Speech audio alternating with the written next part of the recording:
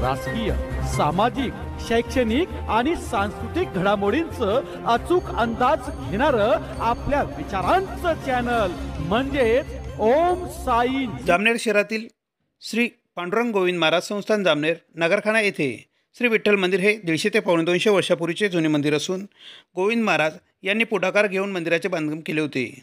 या मंदिरात विठ्ठल रुक्मिणी, राम लक्ष्मण सीता, महादेव, श्री हनुमान या मूर्तींची प्राणप्रतिष्ठा केली होती.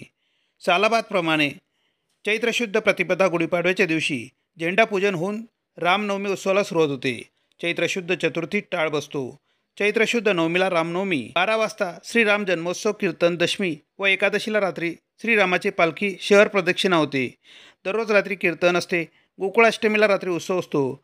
कार्तिक महिना काकडा आरती असते. या संस्थांचे पंच राजमल सेठ, बाजीराव पाटील, विनायक जहागीरदार, प्रभाकर डोल्हारे, उगडू महाजन, आनंदा पाटील यांनी पूर्वी काम पाहिले.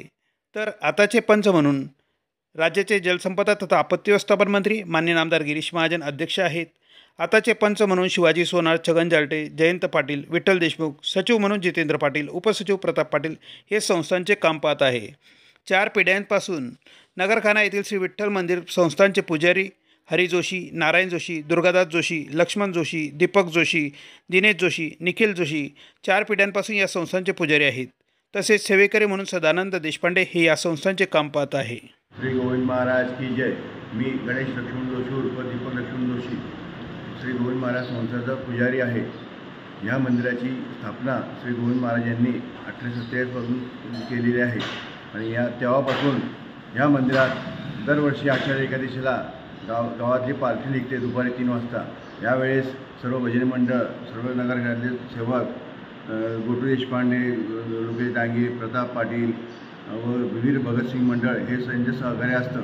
ही पालखी फार अति उल्हासाने गाव प्रदक्षिणा असते. ही इथून